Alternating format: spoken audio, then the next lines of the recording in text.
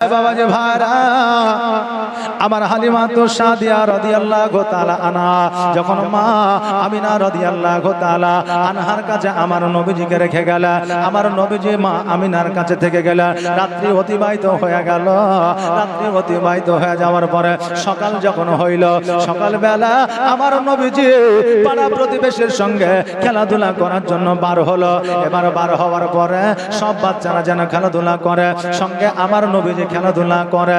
যখন সন্ধ্যা হইল, বিকাল হইল, সবার আব্বা আসিয়া সকলের বাচ্চাকে যেন কোলে উঠে নিয়ে গেল। কেউ আঙুল ধরে নিয়ে গেল, কেউ কাঁধে উঠে নিয়ে গেল, কেউ আপনার চুম্বন খেয়ে নিয়ে গেল। কিন্তু আমার নবীজি চিন্তা করে, আল্লাহ গো, আজকে সবার আব্বা এসে সকল যুবককে নিয়ে গেল, কিন্তু আমার আব্বা কেন এলো না? আল্লাহ,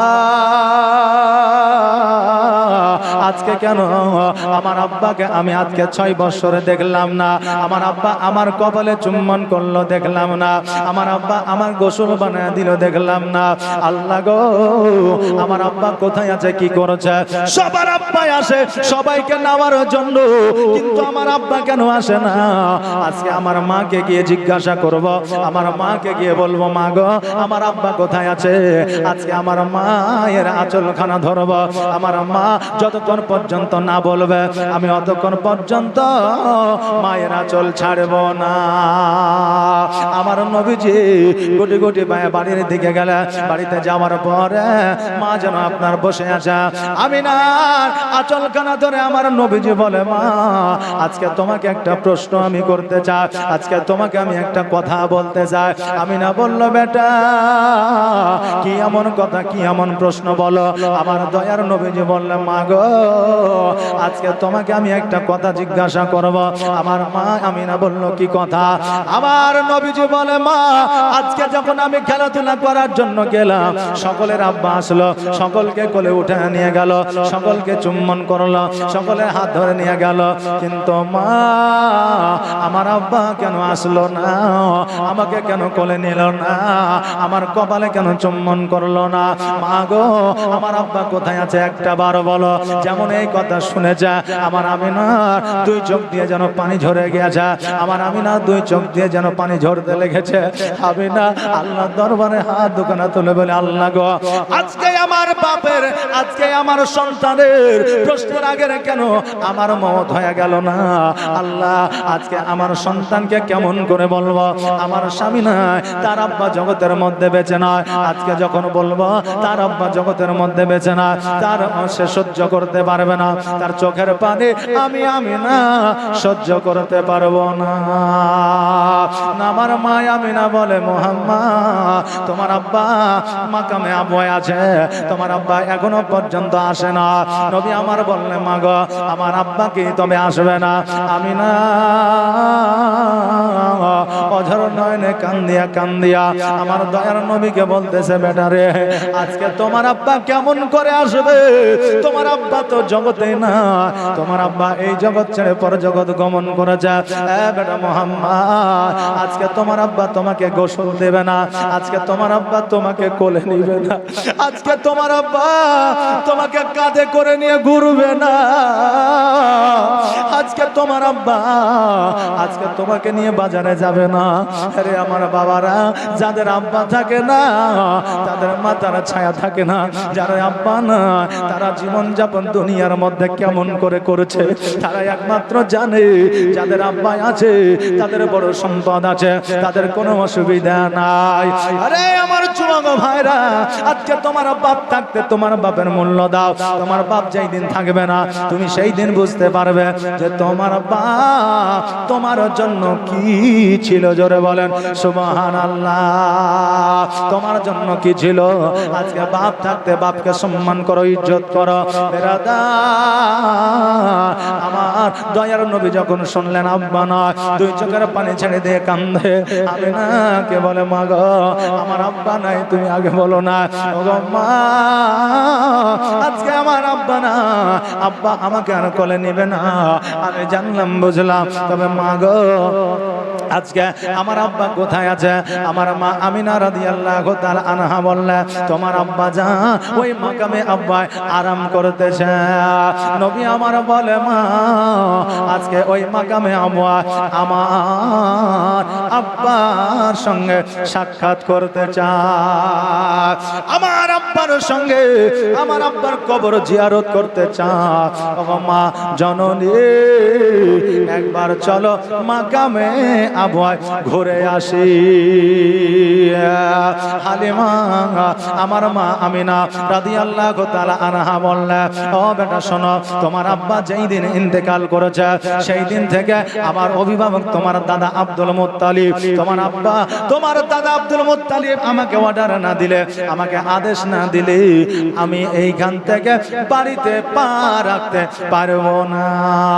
বৌমা কেমন ছিল রে বাবা, দেখো কেমন আদর্শ ছিল, দেখো আজকে আমার মা বোনেরা যখন শ্বশুর বাড়ি থেকে বাপের বাড়ি যায় নিজের শ্বশুর শাশুড়িকে বলার দরকার মনে করে না। ও বাবা যে ভাইরা আমার দয়ার নবী মায়ের নবী সাল্লাল্লাহু তাআলা আলাইহি ওয়াসাল্লাম বলে ও গো মা সেইটা আমার উপরে ছেড়ে দাও, আমার দাদার কাছ থেকে আদেশ অনুমতি আমি নিয়ে নেব। আমার নবীজি দাদা আব্দুল মুত্তালিবের কাছে গেল, আব্দুল মুত্তালিবকে যাইয়া বলল দাদা গো তুমি আদেশ দাও, অর্ডার দাও, আমি আব্বা জানের কবরটা জিয়ারত করতে চাই। এই আমার বাবাজি ভাইরা আজকে কিছু মানুষ বলে কবর জিয়ারত করা যাবে না, আমার নবী নিজের আব্বা জানের কবর জিয়ারত করেছে, আমরা কেন আমাদের আত্মীয়র কবর জিয়ারত করতে পারবো না? আব্দুল মুত্তালিব বলল এ কথা শোনো, তুমি যখন যাবে বাধা দিব না, তোমার মা যখন যাবে বাধা দিব না, তবে একটা কথা শুনে নাও, তোমার মায়ের যেই দিন বিবাহ হয়ে যায় সেই দিন মদিনা থেকে মক্কা এসে যায়, আর জীবনে মদিনায় যাই নাই, যখন মাকামে আবওয়ায় যাবা একবার মদিনাতে যাইও আর আব্দুল ওয়াহাবের সঙ্গে সাক্ষাৎ করে নিও, তোমার নানার সঙ্গে দেখা করে নিও, তোমার মাকে তোমার নানাকে দেখা দিও, তারপরে মাকামে আবওয়া দিয়ে বাড়ি ফিরিও। সকালবেলা আমার আমিনা রাদিয়াল্লাহু তাআলা না কিছু জামা কাপড় নিলা আর কিছু খাবার নিয়ে পুটলা বেঁধে নিলা, এই দিকে উটের পৃষ্ঠে চাপবা, আব্দুল মুত্তালিব যেন ডুকরে ডুকরে কাঁদতেছে। আমার মা আমিনা আব্দুল মুত্তালিবের কাছে যাইয়া বলে ও আব্বা জান আপনি কেন এইভাবে কাঁদেন? আপনি যদি এইভাবে কাঁদতে থাকেন আমি মদিনায় যাব না, মাকামে আবওয়ায় যাব না। আব্দুল মুত্তালিব বলে ও আমিনা আমি তোমার যাওয়ার জন্য কাঁদি না রে মা, আমি মোহাম্মদকে না দেখলে থাকতে পারি না, এই জন্য মোহাম্মদ যায় আমি আমার পোতার মোহাম্মতে কান্দি। জোরে বলেন সুবহানাল্লাহ। আব্দুল মুত্তালিব বলে আমিনা যাও যাও যাও, একজন দাসীকে সঙ্গে দিয়ে দিলাম তোমাদের যেন কোনো অসুবিধা না হয়, তবে আমিনা 5 দিনের বেশি যেন দেরি করিও না। আমিনা বললে আব্বা গো 5 দিনের আগেই ফিরে আসব। উটের পৃষ্ঠে চেপে গেলে উটের লাগামখানা যেন টান দিলে ওই উট যেন মদিনার দিকে রওনা হয়ে গেলে, ওই উট মদিনার দিকে রওনা হয়ে গেলে, কারণ সোনার মদিনা একবার যার যেতে মন চায়, একবার যার ইচ্ছা হয়ে যায়, ওই মদিনার মতো শান্তি কোন জায়গায় পাওয়া যায় না, কোন জায়গায় ওই শান্তি যেন আসে না। এই জায়গার নামটাই হলো সোনার মদিনা। ও বাবা যে ভাইরা ওই উটের পৃষ্ঠে চাপিয়া মদিনাতুল মুনাওয়ারায় পৌঁছে গেল। মদিনাতুল মুনাওয়ারায় পৌঁছে যাওয়ার পরে এবার বাবা যে ভাইরা এবার আব্দুল ওয়াহাবের বাড়ির কাছে দাঁড়িয়ে গেছে। ওই জায়গায় আব্দুল ওয়াহাবের বাড়ি না, ওই জায়গায় ঘর না, দাঁড়িয়ে আছে। এবার দেখছে মহিলা অনেকক্ষণ ধরে দাঁড়িয়ে আছে, মদিনার মানুষেরা গুটি গুটি পায়ে কাছে আসছে। এখন আপনার গ্রামে নতুন মানুষ যদি দাঁড়ায় আপনি কে জিজ্ঞাসা করবেন কি না, কে তুমি বাড়ি কোথায়, কি ব্যাপার, নতুন দেখছি।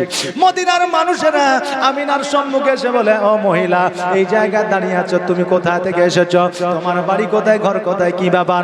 আমিনা বলতেছে মদিনাবাসীরা শোনো গো, এই জায়গায় আব্দুল ওয়াহাবের বাড়ি ছিল, সে কোথায় আছে বলতে পারবে? বলে আব্দুল ওয়াহাব তো আর বেঁচে নাই। বলে তার বিবি? বলে তার বিবিও বেঁচে না, তার একটা কন্যা ছিল, মক্কায় বিবাহ হয়ে যায়, সে কোনোদিন মদিনায় আসে না। আমিনা দুই চোখের পানি ছেড়ে দিয়া মক্কাবাসী মদিনাবাসীদের বলে, মদিনাবাসীরা আজকে যে মহিলা বিবাহ করে মক্কায় চলে গেছে, ওই মহিলা আর মদিনায় আসে না। তোমরা হয়তো জানো না, আজকে ওই মহিলার স্বামী জগতের মধ্যে নাই। আজকে ওই মহিলা বড় একা, আজকে 6 বছরের সন্তান লইয়া মদিনায় এসেছে তার আব্বা মাকে দেখার জন্য। ওই মহিলা আর অন্য কোন মহিলা নয়, ওই মহিলাটাই হলো আব্দুল ওয়াহাবের কন্যা মা আমিনা। জোরে বলেন সুবহানাল্লাহ। ওই মহিলাটাই হলো মা আমিনা। আজকে আমি আব্দুল ওয়াহাবের কন্যা। এবার মদিনাবাসীরা বলল, আমিনা আজকে এতদিন পরে তুমি এসেছো, বলে শোনো গো, আজকে আমার স্বামী ইন্তেকাল করে যা, আমার অভিভাবক আমার শ্বশুর আব্বা, আমার সন্তান গর্ভে ছিল, আমি কেমন করে আসব? আমি আসতে পারি না, তবে আব্বা নাই মা নাই, আমার মদিনায় আর থাকা হবে না।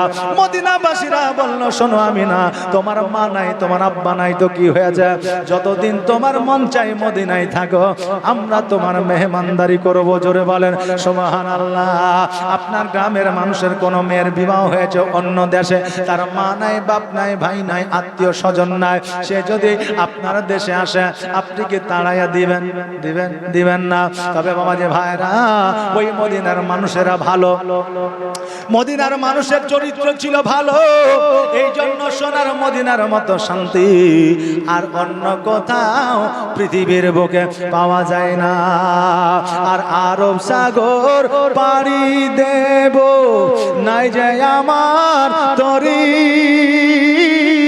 আর পাখি নয় যে উড়ে যাব ডানাতে ভর করি, আমার আশায় আছে সম্বলে নাই, আশায় আছে সম্বলে নাই, করি কেউ পায়, মনে বড় আশা ছিল যাব মদিনা, মদিনা নাম এত সুন্দর, মদিনা কেড়েছে অন্তর, সেই মদিনার পথের ধুলি আমি, সেই মদিনার পথের ধুলি আমি মাখতে পারলাম না, মদিনা যাইতে পারলাম না, মদিনা দেখতে পারলাম না, আমি অসহায় তাই এত দূরে রয়, আমি অসহায় তাই এত দূরে রয়, শুধু সালাম জানা, মনে বড় আশা ছিল যাব মদিনা, আর কাফেলাতে কে যাও তুমি, কে যাও তোরি বাইয়া, আর সঙ্গে করে নাও গো আমায় একটু দয়া কইরা, আর সঙ্গে যদি না নাও মোরে গিয়ে মদিনাতে,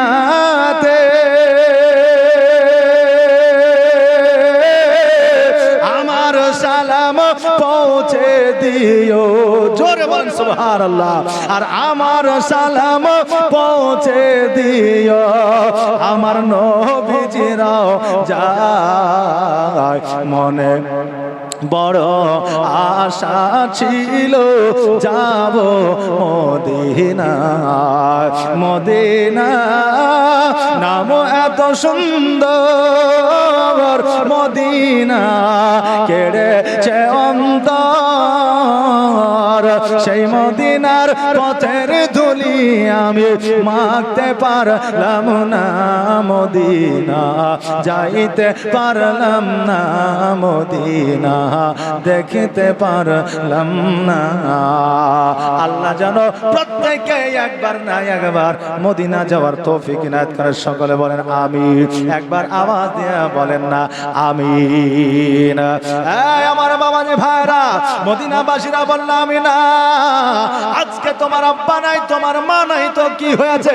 আমরা যতদিন পর্যন্ত আছি, তোমার মন যতদিন চায় এই মদিনায় তুমি থাকতে পারো, অসুবিধা নাই। আমিনা 3 দিন পর্যন্ত ছিলেন। 3 দিন পরে দাসী ডাক দেয়া বলল আমিনা 3 দিন হয়ে গেছে, আর দেরি করা যাবে না, চলো চলো মাকামে আবওয়া দিয়ে মক্কায় চলে যেতে হবে। যেহেতু আব্দুল মুত্তালিব 5 দিনের বেশি করতে মানা করেছে। সঙ্গে সঙ্গে আমিনা পুটলি বেঁধে নিয়ে উটের উপরে চেপে গেলেন। চেপে যাওয়ার পরে মদিনাবাসীরাকে বলছে, মদিনাবাসীরা আমি আর মদিনায় থাকতে পারবো না, আল্লাহ যদি হায়াতে রাখি আমি আবার পুনরায় মদিনায় চলে আসবো। জোরে বলেন সুবহানাল্লাহ। এবার মদিনাবাসীরা বলল আমিনা তুমি সময় পাইলে মদিনা আসবে, তোমার দরওয়াজা খোলা, অসুবিধা নাই।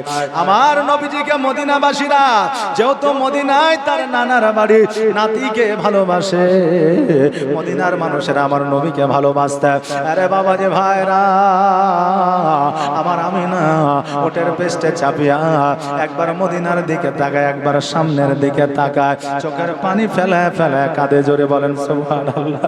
আমার কন্যা, আপনার কন্যা, আমার বোন, আপনার বোনের যখন বিয়ে দিয়ে দেন, জামাই নিয়ে যখন বাপের বাড়িতে বেড়াতে আসে, 3 দিন পরে, 10 দিন পরে, 11 দিন পরে যখন ওই মহিলা বরকে নিয়ে, স্বামীকে নিয়ে যখন বাড়ি থেকে বাইর হইয়া যখন শ্বশুর বাড়ি যায়, মা কন্যার সঙ্গে বাহির হয়ে আসে, মায়ের চোখটা পানি জর্জর করে।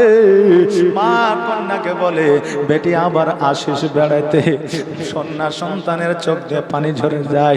ওই কন্যা বলে মা যদি এতদিন তোমার বাড়িতে রাখার ইচ্ছাই ছিল তো বিয়ে কেন দিলা?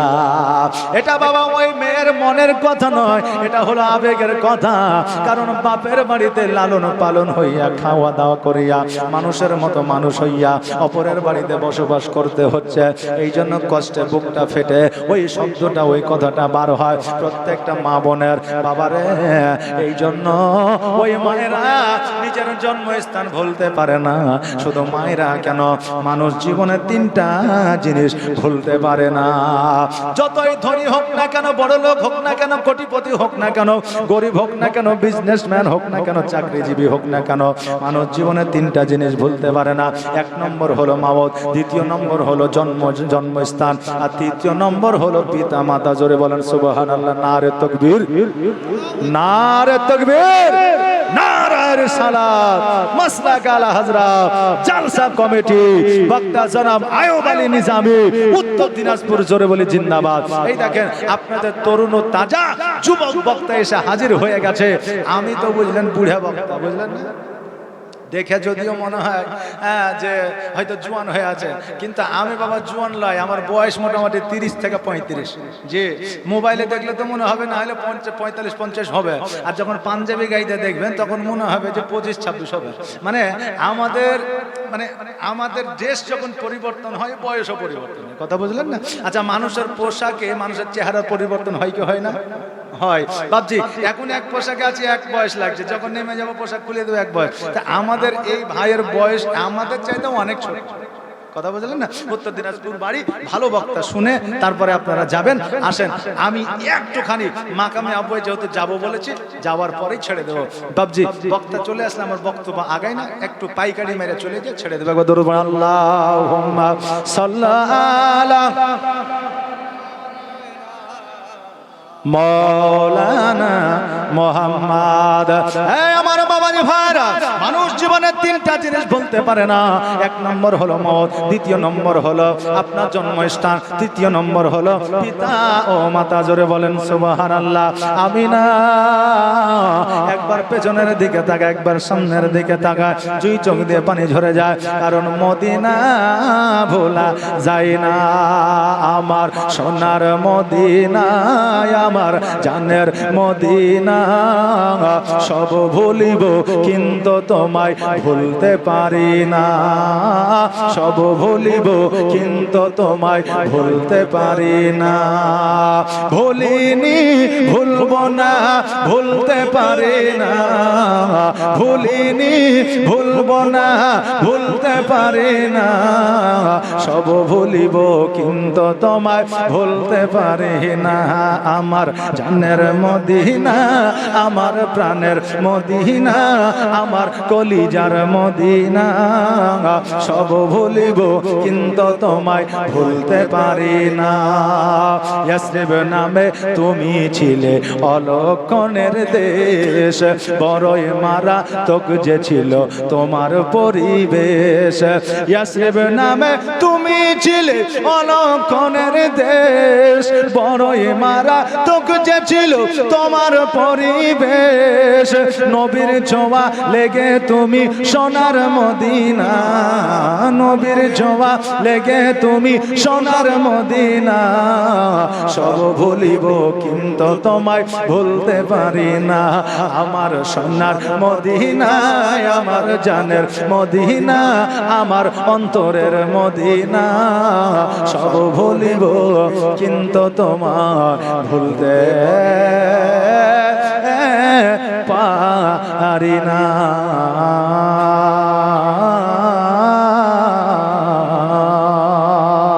জাযাকাল্লাহ, মাশাআল্লাহ, সুবহানাল্লাহ। বক্তব্য আমি আর আগে আগাচ্ছি না, মাকামে আবুয়াতে আর যাব না।